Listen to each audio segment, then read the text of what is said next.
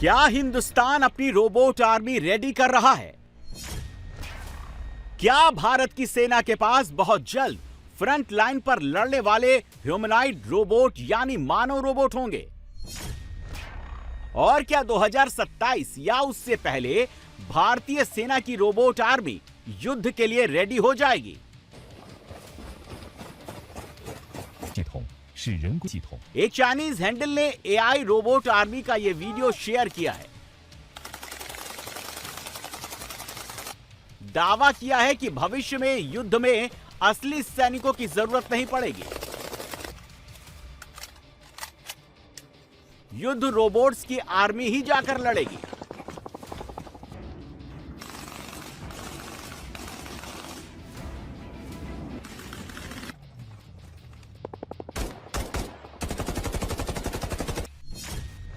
तो क्या बहुत जल्द इंडियन आर्मी के रोबोट्स वाले सोल्जर्स भी युद्ध के मैदान में कूदने के लिए रेडी हो जाएंगे? क्या हिंदुस्तानी रोबोट फोर्स भी घातक हथियारों के साथ दुश्मन पर हमला करेगी?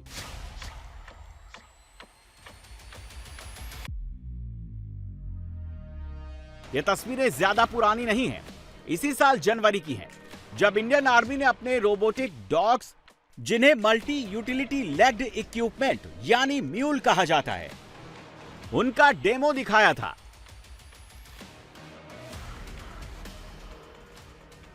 रेडी, 26 जनवरी को ही भारत की सेना ने अपने 4 पैर वाले राइफल माउंटेड रोबोट्स का फर्स्ट लुक जारी किया था।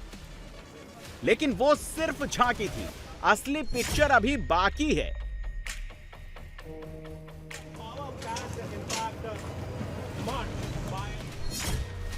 साल नोट कर लीजिए, कुर्सी की पेटी बांध लीजिए।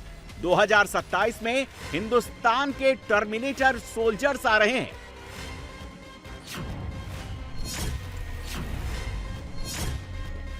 हिंदुस्तान के टर्मिनेटर्स की, हिंदुस्तान की रोबोट आर्मी की खबर सुनकर ही, तस्वीरें देखकर ही पाकिस्तान अभी से थर-थर कांप रहा है।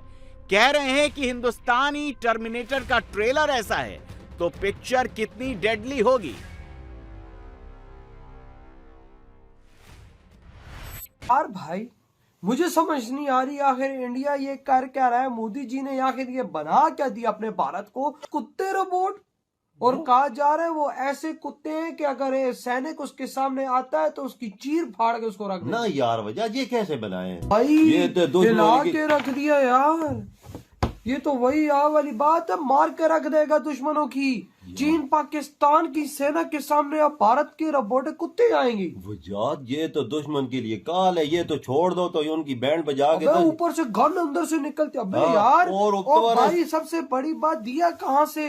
अबे इंडिया ने बनाया कैसे इसको और अपनी सेना के हैंड ओवर कर दिया है? हाँ वजात ये बनाया कैसे यार? मैं तो हैरान। रोबोटिक टेक्नोलॉजी में ये इंडिया क्या क्रांतिकारी चीजें कर रहा है। हाँ ना, ये बंदी की सोच से भी आगे है यार। यार भाई, कुत्ता भाई उसकी मूवमेंट देखो, अंदर से यूं गन उसकी निकलती है। अबे भाई, इंडियन आर्मी ऑफिशियली भाई सब उसको ऑपरेट कर रही थी। ये देख ना वजात, आगे पीछे पीछे आर्मी आगे आगे ये डॉग जा रहे हैं। वो ये जंगल में छोड़ दो ना, दुश्मन का सफाया करके वापस आ जाए। अगर चाइना की सेना घुसती है तो भाई सब भारत ये कुत्ते छोड़ेगा तो भाई ये कुत्ते उनसे डील करेंगे। अगर ये सेना के तो छुपी हुई जाए, किधर कोई दुश्मन छुपा हुआ किसी घर में, ये उधर भी जाके उसे हिट कर देंगे। बैठता ही उठता ही। पाकिस्तानियों तुम क्या कर रहे हो भाई? किधर हो टेक्नोलॉजी में यार? यकीन मानो मार के रख दिया उसने भाई ताकत में हमें। अब देखो ना, अगर हमारे और उनके चाइना के जवान अंदर घुसते हैं, भारत अपने रोबोटों को रखता है आगे, एक बंदे का नुकसान नहीं। मैं तो हैरान हूँ, दुश्मन का सफाया करने के लिए ये डॉग जो बनाए ये बेस्ट है वजह। और इंडिया की टेक्नोलॉजी पता नहीं इंडिया ने ये कहाँ से ली यार। भारत ऐसे काम कर रहा है ना कि भाई साहब दुनिया को हिला रहा है। और अगर इसके ऊपर बुलेट फायर किया जाएगा तो ये फिर भी अपने टारगेट को नहीं छोड़ने वाला और मुसलसल उसके ऊपर फायर करेगा या मुसलसल उसको हिट करेगा। तो ये अपने आप में बहुत मुझे लगता है कि बहुत बड़ी बात है। गिने चुने लोग जिस में अपने झंडे गाड़ चुके हैं, जिस फील्ड में अपने झंडे गाड़ चुके हैं, लाइक बड़े बड़े जो ममालिक हैं, बहुत ज़्यादा तरक्की याफ्ता या डेवलप्ड कंट्रीज़ हैं, उनकी फहरिस्त में अब इंडिया शामिल हो रहा है। इस वक्त पूरी दुनिया में रोबोट आर्मी को लेकर एक होड़ मची हुई है। कहा जा रहा है कि भविष्य में युद्ध में किलर रोबोट्स ही उतरेंगे। फ्रांस 2040 तक अपनी रोबोट आर्मी की फोर्स खड़ी करना चाहता है। 2028 तक रोबोट वॉरियर्स को फ्रंट लाइन पर उतारना चाहता है। अमेरिका भी 2030 तक अपनी रोबोट आर्मी उतारने जा रहा है।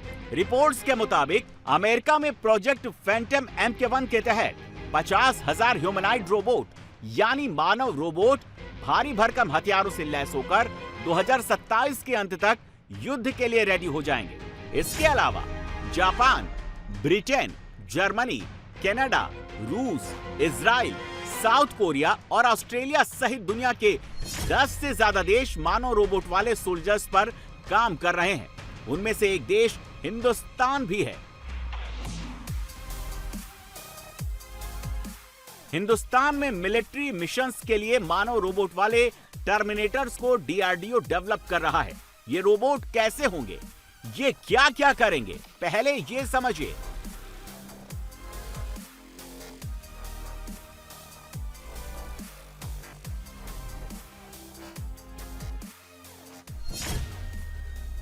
DRDO जो मानव रोबोट तैयार कर रहा है वो जोखिम वाले क्षेत्रों में सैनिकों की सुरक्षा सुनिश्चित करेंगे। इसके ऊपरी और निचले हिस्से के प्रोटोटाइप तैयार हो चुके हैं और ह्यूमनाइड रोबोट के ऊपरी हिस्से में हल्के वजन वाले हाथ लगे होंगे। इसमें कुल 24 डिग्री ऑफ फ्रीडम होंगे। रोबोट में 24 डिग्री ऑफ फ्रीडम का मतलब होता है कि रोबोट एक साथ 24 इंडिपेंडेंट मोशन कर सकता है। एक बार बन जाने के बाद ये made in India Manav robot किसी भी भारी भरकम चीज को मोड़ेगा भी, धक्का भी देगा, खींचेगा भी। इसके अलावा ये स्लाइडिंग दरवाजे भी खोलेंगे, सामने आने वाली हर बाधा को पार करेगा। अगर दुश्मन इसे गिरा दे या धक्का दे दे तो वैसी सिचुएशन में ये रोबोट खुद को संभालने की क्षमता भी रखेगा। हम हिंदुस्तान के जिन टर्मिनेटर सोल्जर्स की बात कर रहे हैं ये उन्हीं सोल्जर्स का फर्स्ट लुक है जिसे पहली बार साल 2025 में जारी किया गया था। इसे दिन और रात दोनों तरह के हालात में काम करने के लिए डिजाइन किया जा रहा है।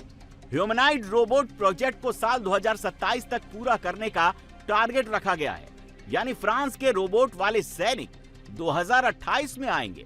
अमेरिका के रोबोट वाले सोल्जर्स 2027 के अंत तक युद्ध के लिए रेडी होंगे, लेकिन भारत उससे पहले ही इन्हें मैदान में उतार सकता है और इस खबर से पाकिस्तान में सबकी हार्ट बीट बढ़ गई है। पाकिस्तानी अभी से बैठकर ये कमेंट्री करने लगे हैं कि फ्यूचर वार हुआ तो कैसा होगा, भारत कहां कहां और कैसे कैसे अटैक करेगा, सब पर चर्चा शुरू हो गई है। ना खास्ता कोई इस तरह की वार का अंदेशा होता है तो किस लेवल की वार, मतलब किस लेवल तक जा सकते हैं दोनों कंट्री, क्या रिस्ट्रिक्शंस है, क्या कोई और प्ले रोल करेगा इस दफा सीज फायर में? लेकिन हम एक्चुअली ना हर जो एपिसोड हुआ है ना पिछले कुछ अरसे में उसमें हम इजाफा देख रहे हैं, स्केल बढ़ रहा है। फिर बालाकोट में इन्होंने एक रेड लाइन क्रॉस की कि इनके चंद जहाज आए और बालाकोट पे आके, अब ये 2019 में हुआ। उसके बाद देखें स्केल कितना बड़ा, अब इंडियन एयरफोर्स यूज की, कश्मीर से आगे पाकिस्तान के एक्चुअल टेरिटरी में आया और उसने हमला किया। जाहिर उसका जवाब भी दिया गया, लेकिन ये उसके ऊपर जो पिछला जो पहले चीजें हो रही थी जो कंट्रोल लाइन पे होती रही थी उससे काफी बड़ा इवेंट हो गया ना। अच्छा, अब पहलगाम के बाद ऑपरेशन सिंदूर में ये उससे भी बड़ा हुआ। मतलब इंडिया ने कोई 80-90 के करीब अपने मिलिट्री प्लेन्स वो यूज किए और एक तो उन्होंने अपनी जो एयरफोर्स की नंबर्स जो इन्वॉल्व थे या जो जितने जहाज या जो सिस्टम्स इन्वॉल्व थे वो बड़ी तादाद में थे। फिर उन्होंने जो नंबर ऑफ टारगेट्स पाकिस्तान के अंदर टारगेट करने की कोशिश की या किए वो कई थे, मतलब मुरीद के, बहावलपुर और फिर कश्मीर के अंदर कई जगहों पे वो अपने स्केल में उससे भी बड़ा था। तो अपने स्केल में ये काफी बड़ा इवेंट था, ये तो ऑलमोस्ट प्रॉपर जंग थी। अच्छा, अगली दफा खुदा ना खास्ता ऐसा हुआ, अल्लाह ना करे ऐसा हो, क्योंकि ये बहुत ही आग से खेलने वाली बात है, लेकिन अगली दफा अगर ये हुआ तो आप इमेजिन कर सकते हैं कि ये ऑपरेशन सिंदूर और बुनियादुल मरसूस से बड़ा वाकया होगा। क्या फ्यूचर में इसी तरह होगा? मुझे लगता है कुछ तब्दीली आएगी। एक तो शायद अगली दफा हुआ तो इसका स्केल ज्यादा बड़ा होगा, ये शायद फिर 4-5 दिन ना चले, ये फिर 10-15 दिन 20 दिन भी चल सकता है। फिर ये भी हो सकता है कि इसमें जो है मतलब अगर कन्वेंशनल लैडर पे बहुत तेजी से भी ऊपर ना गए ना तो एक ये वो होता रहेगा। अच्छा, फिर वो राफेल खरीद रहे हैं, LC उनके अपने जहाज जो हैं वो बना रहे हैं, एक वो रीपर ड्रोन्स वगैरह इसराइल से खरीद रहे हैं, अपाचे हेलीकॉप्टर अमेरिका से, चिनोक अमेरिका से, जर्मन सबमरीन वगैरह, नेवी में भी इसी तरह से उनके एयरक्राफ्ट P-81 पोसाइडन, इस तरह से ना वो काफ़ी सारा उसमें इन्वेस्ट कर रहे हैं। फिर अगर एक और एपिसोड होता है तो उसमें फिर वो शायद एयरफोर्स को पीछे रखेंगे और फिर ये मिसाइल्स और ड्रोन्स का एक्शन होगा। लेकिन जो हमारा डिसएडवांटेज है ना वो स्ट्रेटेजिक डेप्थ का है। तो वो फिर यही होता है कि आप अपने हाई वैल्यू एसेट जरा पीछे ले जाते हैं, तो हो सकता है कि पाकिस्तान भी एयरफोर्स को यूज ना करे, लेकिन मिसाइल कैपेसिटी दोनों के पास है, ड्रोन कैपेसिटी दोनों के पास है। मुझे लगता है उसको बहुत ज्यादा इस्तेमाल होगा। भाषा में आप बोलेंगे, दूसरी भाषा में आता है बजट आए इस बार, तो उसको हमने लाइव डब किया सर, 2 घंटे का बजट। वैसे बात आर्टिफिशियल इंटेलिजेंस और रोबोटिक सोल्जर्स की हो रही है, तो आपको ये भी बता दें कि पाकिस्तान यहां भी हिंदुस्तान को कॉपी कर रहा है। भारत में AI समिट का ऐलान प्रधानमंत्री नरेंद्र मोदी ने 2025 में ही पेरिस AI एक्शन समिट में कर दिया था और भारत की देखा देखी दर दर कटोरा लेकर भीख मांगने वाले पाकिस्तान के वजीर आजम शहबाज शरीफ ने भी 9 फरवरी से 15 फरवरी के बीच पाकिस्तान में इंडस AI वीक का आयोजन किया।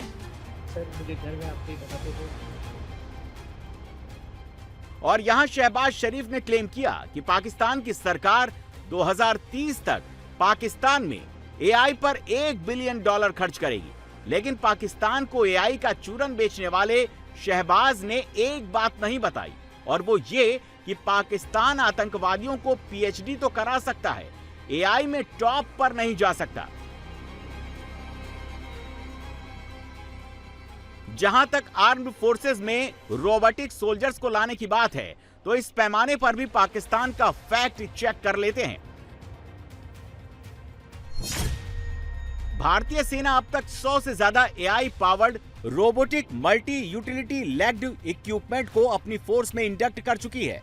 इसके अलावा मानव रोबोट्स वाले सोल्जर्स को भी जल्द लॉन्च करने की तैयारी है।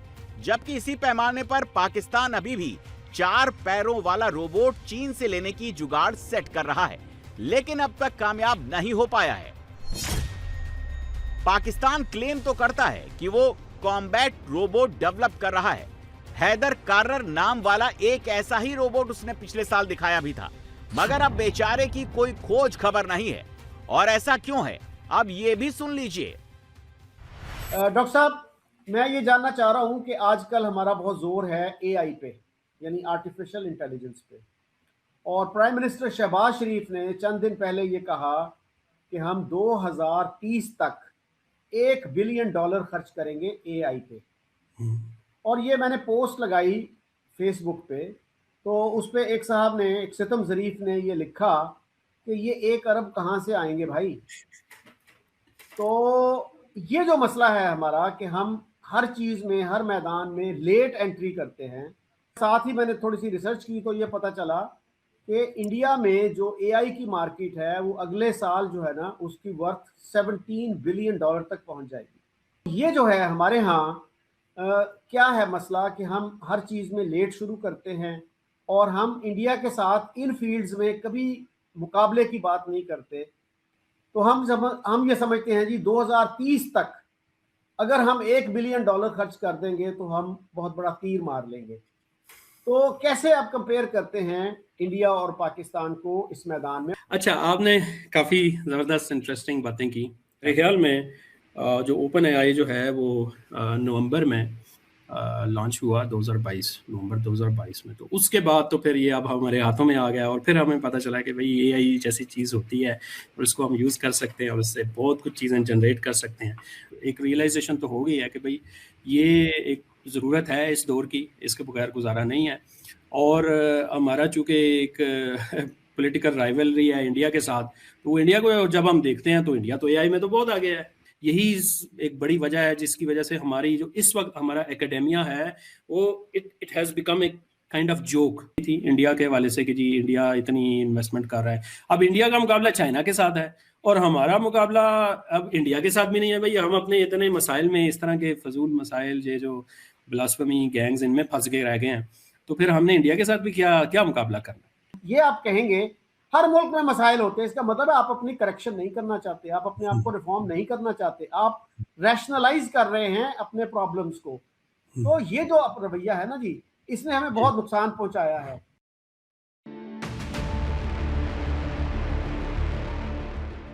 आर्टिफिशियल इंटेलिजेंस हो या फिर फ्यूचर वॉर वाले रोबोटिक सोल्जर्स हो, पाकिस्तान हिंदुस्तान का मुकाबला कर ही नहीं सकता।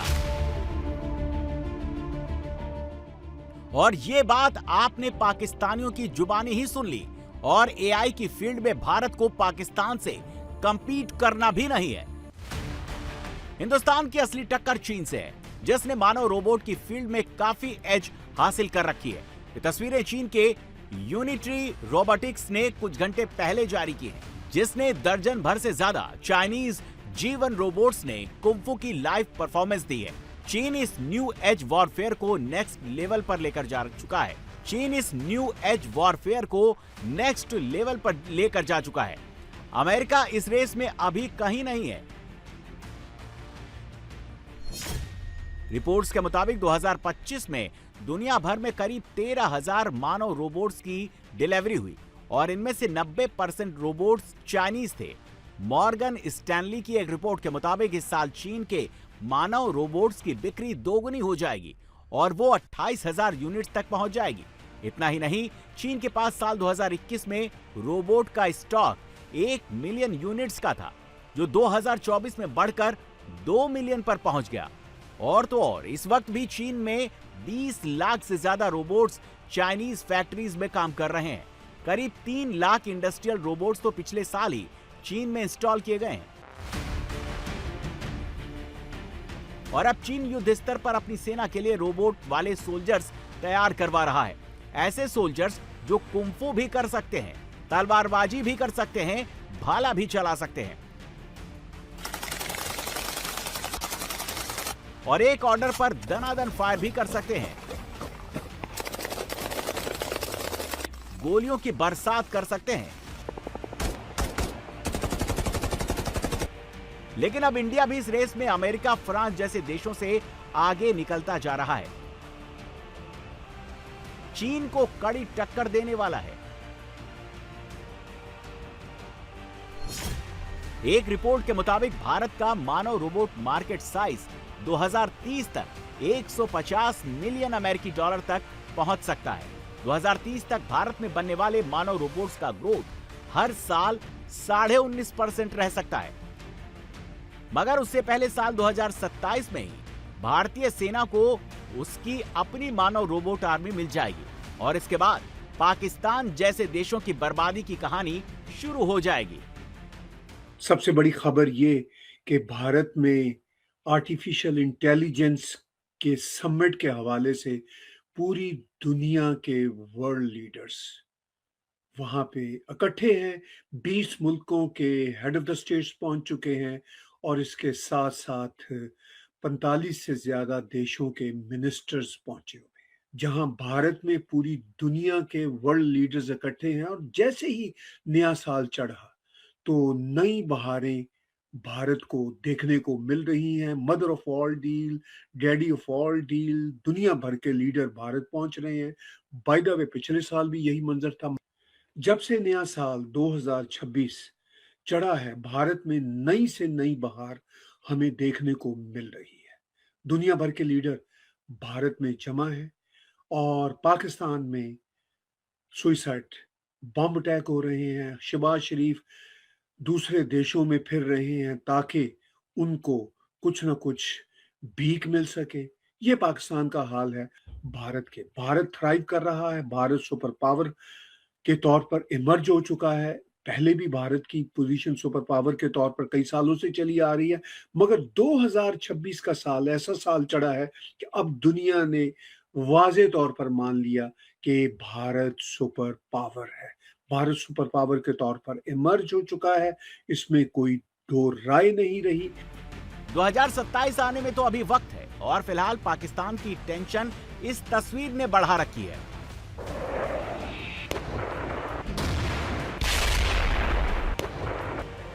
जब से 114 राफेल का रास्ता क्लियर हुआ है, पाकिस्तान में मानो मातम सा पसर गया है।